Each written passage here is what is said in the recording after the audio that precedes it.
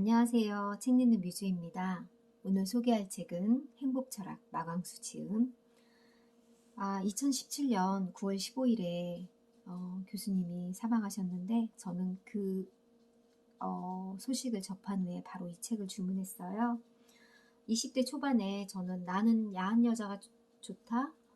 그 야는 들판 야자였고요. 즐거운 살아라는 책은 20대 초반에 제가 선물로 받았던 책인데 읽고 난 후에 좀 책꽂이에 꽂아놓기도 부끄러워서 꽁꽁 숨겨놨고 지금도 소장하고 있는 책이에요. 지금도 집에서 꽁꽁 숨겨놓은 책입니다. 정년 퇴임 후에 우울함과 서울함토로 연세대의 해직복직을 반복하셨다고 해요. 해직 경력 때문에 명예교수 직함을 달지 못했다고 하는데 여러 가지의 일들도 우울함이 많지 않았을까 생각해 봅니다. 지은이를 소개할게요. 1989년 마강수 에세이집 나는 야한 여자가 좋다와 시집 가자 장미여관으로 소설 권태의 발간으로 1970년에서 80년대 민중문화는 종언을 고했다. 1987년 시민혁명과 대선은 미완의 민주정부 쟁취와 희석화된 군부 독재로 이어졌지만 사람들은 거기에서 더 이상 저항의 언어를 이끌어내지 못했고 투쟁의 당위성은 급속히 사그라졌다. 집단의 논리에 지친 독자들은 그동안 감히 소리내지 못하고 속으로 억눌려져 있던 개인의 욕망과 감수성을 끄집어내기 시작했고 그것은 거시의 문학에서 미시의 문학으로 전체의 대의에 관한 이야기에서 개인의 욕망에 관한 이야기로 돌아서는 출발점이었다. 그만큼이나 미래를 예견하고 남보다 앞서갔기 때문에 마광수는 화제를 몰고 다니는 저자이다. 특히 1992년에 일어난 마광수 소설 즐거운 살아는 피라 사건으로 오로지 시대를 앞서간 죄 때문에 벌어진 문화사적 해프닝이었다. 해프닝이라고 하기에는 저는 교수님에겐 너무나 큰 아픈 사건이지 않았을까. 정말 말도 안 되는 일이잖아요. 수업 중에 체포되었다고 저는 그렇게 알고 있는데 정말 너무 말도 안 되는 일이 우리나라에 있었구나 하는 생각을 했습니다. 인생에 별 기대를 걸지 마라. 인생에 별 기대를 걸지 말아야 웬만큼 행복해질 수 있다. 과도한 기대는 반드시 과도한 절망을 불러일으키기 때문이다. 비교적 행복한 삶을 살아가려면 적극보다는 소극을 택하는 편이 낫다. 인간은 우주 속에서 한 알의 먼지보다 작은 존재이다. 그러한 인간의 삶에 무슨 큰 의미가 있을 것인가? 삶에 의미를 두지 말아야 한다. 그러면 어느 정도 불평이 줄어들게 되고 작은 행복감이나마 맛볼 수 있게 된다. 인생은 우울, 기분 전환, 기쁨, 권태, 절망, 생존 본능의 회복, 기쁨, 다시 권태, 우울의 연속이다. 게을러져야 행복할 수 있다. 바쁘고 부지런하게 일하는 사람에 대해 열등감을 느끼지 마라. 그런 사람들은 머지않아 기계가 고장나서 죽는다. 복수평과 예습평으로 본 행복론. 사람들은 대충 두 가지 부류로 나뉜다. 하나는 복수평이고 하나는 예습평. 복수평 인간은 늘 과거에 대한 회한에 젖고 예습평 인간은 늘 미래에 대한 공포를 떤다. 하지만 내 경험으로는 복습도 예습도 다 필요 없다. 다만 현재의 쾌락이 가장 소중하다. 그리고 쾌락은 곧 행복이다. 내가 중학교 때 진학할 때 어려운 입학시험을 치러야 했다. 그런데 나는 가고 싶었던 정기중학교의 입학시험에 불합격되고 말았다. 그래서 할 수 없이 후기로 신입생을 뽑는 다른 중학교에 입학할 수밖에 없었다. 그런데 내가 생각해봐도 신통발통할 정도로 나는 정기중학 입시에 낙방한 사실을 곧바로 싹 잊어버릴 수 있었다. 그래서 나는 아무런 불평불만 없이 새로 들어간 중학교를 거쳐 고등학교까지 진학하며 불만 없이 졸업했다. 지금까지 꽤나 바람 많았던 내 인생을 그래도 그럭저럭 낙오하지 않고 버텨가게 해준 원동력은 바로 그 과거의 상처로 곧바로 잊어버리기 기술이 있지 않았나 한다. 언제나 현재만 생각하라. 어제도 내일도 생각하지 마라.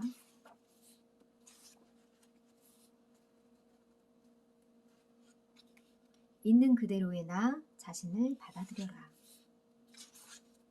연세대학교에서 오랫동안 가르쳐보니 서울대학교에 못 가고 연세대학교에 입학한 것에 대한 열등감으로 느끼는 학생들이 꽤 많다는 것을 알게 되었다.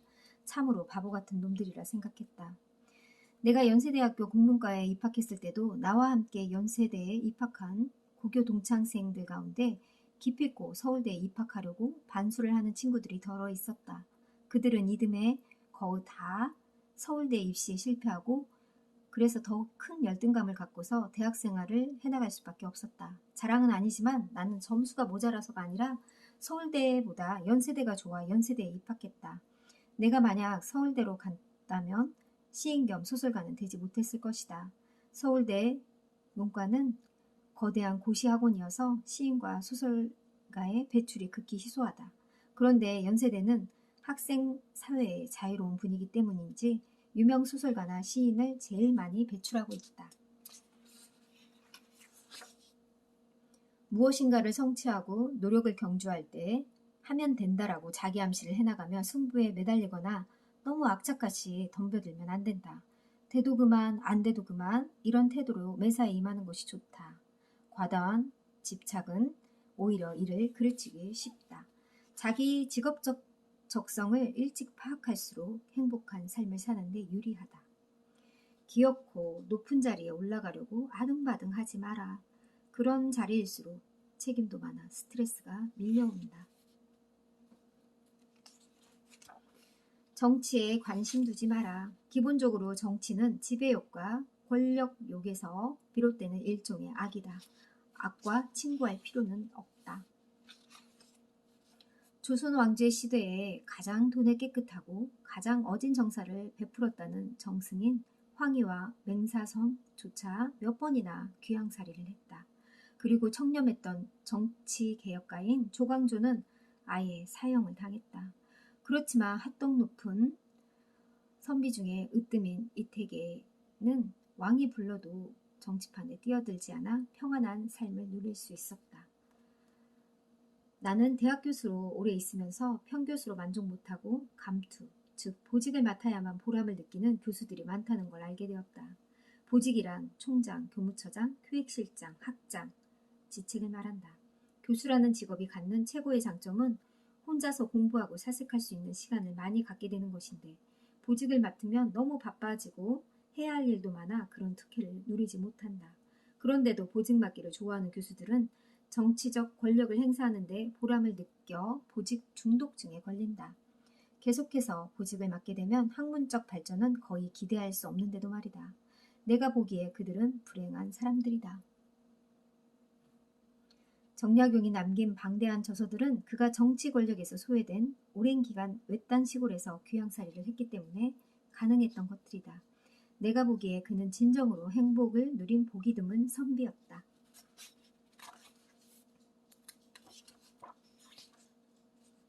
미래에 가서 늙어버리는 것을 한탄하지 마라. 젊음은 감성적 황홀을 선물해주지만 늙음은 그보다 더 보람된 달관된 각성을 선물해준다. 불면증은 자야 할 때 잠이 오는 병증 때문이 아니라 잠이 안 올까봐 미리부터 걱정하기 때문에 생겨난다. 이런 것을 심리학에서는 기대불안이라고 하는데 그럴 경우 아예 잠자리를 포기하고 책을 읽는다든지 자기도 모르는 사이에 저절로 잠이 오게 된다. 그러니까 독서를 하면 좋겠네요.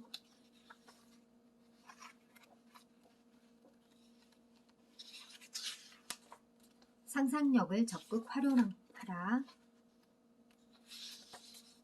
인간은 언제나 그가 생각하는 상태로 존재한다. 명제는 적극적이고 능동적인 인생을 살아가려고 애쓰는 사람이라면 누구나 가슴에 새겨두어야 할 명제이다. 여기서 생각을 상상으로 바꾸면 더 좋을 것이다. 인간은 그가 상상하는 상태대로 주어진 운명을 개조할 수 있다. 건강과 행복. 담배를 피우면 폐암에 걸린다고 드립다 겁을 주지만 사실 담배를 전혀 안 피우는 사람이 폐암에 걸리는 경우가 훨씬 더 많다. 담배가 문제가 아니라 내연으로 혼탁해져 버린 공기가 문제이기 때문이다. 대개 암은 치료해도 결국은 죽고 치료 안 해도 결국은 죽는다. 항암 치료의 부작용으로 육체적, 경제적으로 고통받는 이보다 어느 정도만 치료받고 삶을 즐길 때까지 즐기며 살다가 흔연히 죽는 게 낫다. 이것 역시 양심적인 의사들의 주장하는 얘기라고 합니다. 의사들은 끝까지 치료하지 않는다고 저도 어느 책에서 봤거든요. 죽음을 두려워 마라. 죽음은 영원한 잠이다. 잠을 자지 않고 계속 깨어 있기만 한다면 얼마나 피곤하겠는가. 그런데 이왕이면 편안하게 죽어야 된다. 한시바삐 우리나라에서도 안락사가 합법화될 필요가 있다. 어떤 병에 걸렸다면 적어도 3명 의사한테 진찰을 받아봐야 한다. 오진율이 매우 높기 때문이다. 자잘한 병에 자주 시달리면 오히려 장수한다. 병에 걸릴 때마다 면역력이 생기기 때문이다. 최고의 건강법은 입에는 말이 적게 하고 머릿속에는 생각이 적게 하고 뱃속에는 음식이 적게 하는 것이다. 일상적인 병에 걸리는 것을 두려워하지 말아야 한다. 이를테면 감기에 걸리는 것은 푹 쉬라는 뜻이고 감기에 걸려 열이 올라가는 것은 몸 자체 방어작용이 작동하기 때문이다. 이럴 때 해열제를 복용하는 것은 오히려 병을 지연시킨다. 또 밥맛이 없는 것은 영양 과잉 증상을 없애려는 것이고 편도선이 부어오르고 열이 나는 것은 몸에 침입한 세균을 물리칠 때 나타나는 증상이다. 아무리 의사가 권하더라도 편도선 절제 수술은 하지 말아야 한다.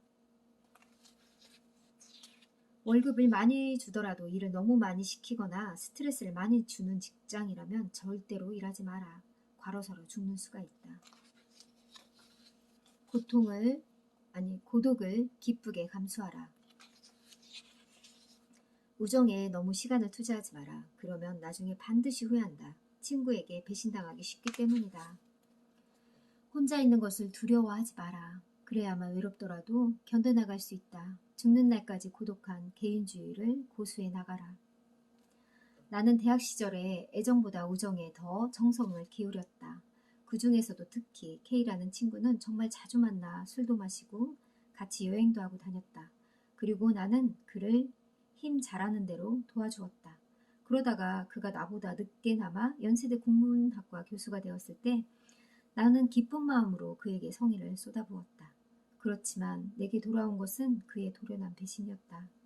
그는 윤번제로 하는 학과장이 되자 나를 교수직에서 내쫓으려고 혈안이 되어 덤벼들었다.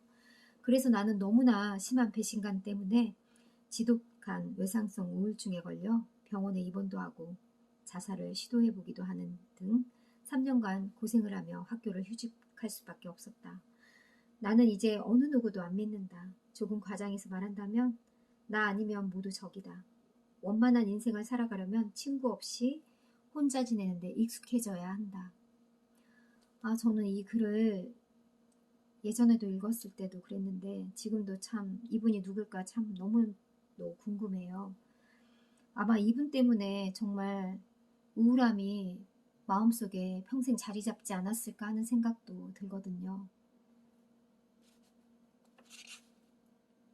나와 타인을 비교하며 상심해서는 안 된다. 행복을 가로막는 요소들 가운데 가장 해로운 것이 열등감이다. 열등감이 커지면 정신건강이 피폐해지게 된다. 굳이 인맥을 만들려고 애쓰지 마라. 아는 사람이 너무 많아지면 홀로 사색하거나 공부할 수 있는 시간이 적어진다. 그러면 창의적 아이디어가 고갈되어 하는 일에 차질이 생긴다.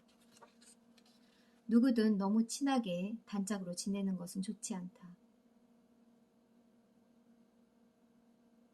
애정이나 우정에 사랑과 더불어 증오가 뒤따르게 마련인데 나중에 가서 서로 원수가 되는 경우가 많다. 적당히 만나고 적당히 사귀고 적당히 마음을 주어라. 내 경험으로 보아 공부도 역시 독학이 최고다. 요즘 과도한 사교육비 지출로 가계경제가 무너지고 있다는 말을 많이 하는데 나로서는 그걸 이해할 수 없다. 나는 학교 수업에 충실하면서 하루에 단 한 문제라도 푸는 한이 있어도 나 혼자서 공부하는 쪽으로 생각을 바꾸었다. 그랬더니 수학 모의고사 점수가 급격히 올라가 전교 1등까지 되었던 것이다. 저자가 학교 다닐 때 그랬나 봐요. 무슨 일이든지 혼자서 고독하게 파고들어야 한다. 나를 도와주는 것은 나 이외에 없다. 단지 심심하다 라는 이유로 친구를 만나지 마라.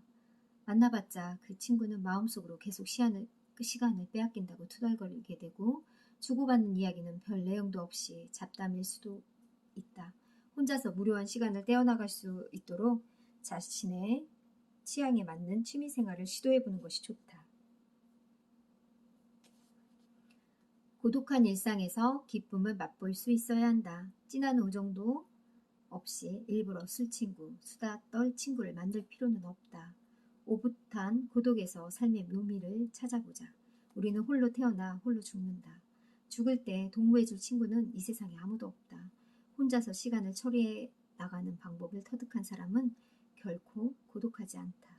그리고 그러한 고독의 결실로 이루어지는 것이 독창적 패러다임의 창출이다. 종교를 멀리하라. 교회나 절에 갖다 바치는 돈 차라리 복지기관에 기부해라. 그러면 진짜로 복을 받는다. 만약에 결혼을 할 경우 특정 종교에 깊이 빠져있는 사람을 배우자로 삼으면 절대 안 된다. 그런 아내와 살면 가정은 십중팔구 풍비박산이 난다. 그러니까 너무 깊게 빠진 경우를 얘기하는 것 같아요. 마음의 행복에는 허무주의가 답이다. 무슨 일을 당하든 대수롭지 않게 생각할 수 있는 버릇을 들여야 한다. 과도하게 기뻐할 필요도 없고 과도하게 슬퍼할 필요도 없다. 어른들이 보기엔 천지 같은 동심으로 돌아가 무엇에든 덤덤해질 필요가 있다. 마치 소금 없는 음식을 먹는 것처럼 말이다. 천치 같은 동심이란 긍정적 허무주의에서 나오고 긍정적 허무주의야말로 고난으로 점철되는 우리네 인생길에 위안을 줄 수 있는 유일한 친구가 된다. 사람들은 모두 태어나서 고생하다 죽는다. 이 사실을 미리 알면 마음이 편안해질 수 있다. 허무주의 철학자 쇼펜하우는 삶 자체가 비극이라는 사실을 미리 알았기 때문에 오히려 평온한 삶을 오랫동안 살 수 있었다. 석가 역시 인생을 허무하게 보았기 때문에 존경받는 삶을 누리며 당시로서 이례적인 80여 생을 살았다고 해요. 반면에 자신이 슈퍼맨이라고 굳게 믿고 그런 인생을 살았던 히틀러는 정신분열증 환자가 되어 비참하게 자살했다.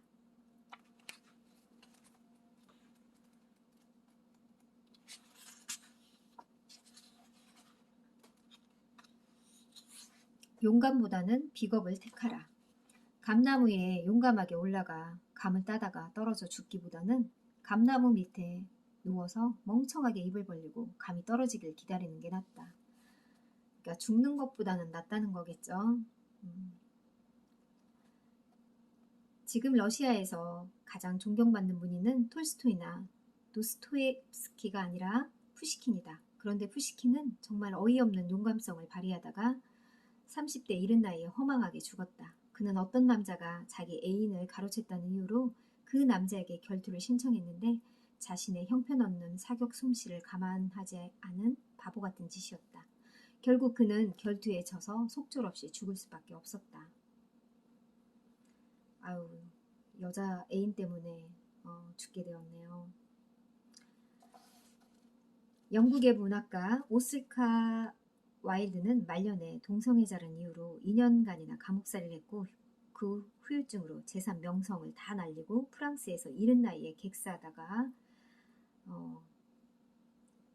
감옥에 가기 전 그가 동성애자라는 건 이미 다 알려진 사실이다. 그런데 그 남자 애인의 부친이 공개석상에서 그를 호모라고 욕하자 오스카 와일드는 분에 못 이겨 명예훼손 소송을 청구했다고 해요. 그 결과 동성애자라는 증거가 속속들이 드러났겠죠. 담당 판사는 당시 법률에 따라 2년의 징역형을 내렸고 아마도 많은 상심과 후유증이 있었을 것 같아요. 객사했다고 하니 참 마음이 안타깝네요.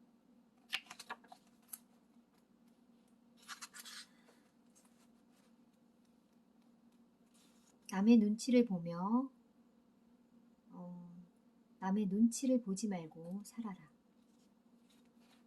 우리는 혼자 세상에 나왔다가 혼자서 죽는 외로운 인생이다. 그 사실을 잊지 말아야 한다.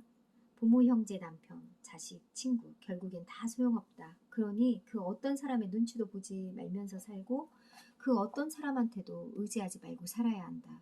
그러한 처신의 결과는 결국 실질적 행복으로 내게 돌아온다. 대학에서 오래 가르쳐 보니까 대학에 입학할 때 소신 지원을 하지 못하고 눈치 지원을 한 학생은 설사 합격되더라도 우울한 대학 생활을 해내간다는 것을 알게 되었다. 그때의 시류가 어떻다 하더라도 반드시 자기가 원하는 전공을 택해서 진학해야 성공한다.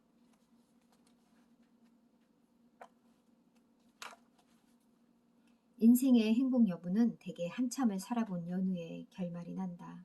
중도에 가서 애초에 품었던 꿈을 포기하는 경우도 많은데 그런 일은 대개 여러 사람 주변에 눈치를 보다 생긴다. 이를테면 대학 교수가 되고 싶은데 자꾸 교수직 취직에 실패할 경우 주변에서 그만 단념하고 중고등학교 교사를 해 하고 충고하는 수가 많다. 하지만 충고라고 해서 다 좋은 것은 아니다. 이 눈치 저 눈치 보지 말고 되든 안 되든 끝까지 밀어붙여 종국에 가서 행복한 삶을 성취할 수 있다. 칠전팔기라는 말은 그런 뜻에서 나왔다. 설사 목표를 달성하지 못한다 하더라도 그래도 미리부터 단념하는 것보다 계속 시도해 봐야만 후회가 없다. 솔직한 이기주의자가 되어라. 돈만 많이 번다고 행복해지진 않는다. 자신이 타고난 적성에 맞는 일을 해야 돈을 벌어야만 진짜로 행복해진다. 타고난 적성이란 다시 말해서 자신의 야한 본성 또는 체질을 뜻한다. 정말 우리는 성공하기 위해서 내가 싫어도 하는 경우도 있고 억지로 희생하면서 하는 경우도 있잖아요. 정말 자기가 좋아하는 일이 뭔지, 타고난 적성이 뭔지 잘 생각해서 그 적성을 찾아 돈은 조금 덜 벌더라도 그게 더 행복한 인생이고 성공한 인생인 것 같아요. 저는 마광수 교수님 글이 참 솔직하고 맞지 않는 부분도 있었지만 맞는 부분도 참 많았던 글이 있어서 좋았어요. 여러분들도 나름의 행복을, 나름의 철학을 만들어가는 날이 되길 희망합니다. 감사합니다.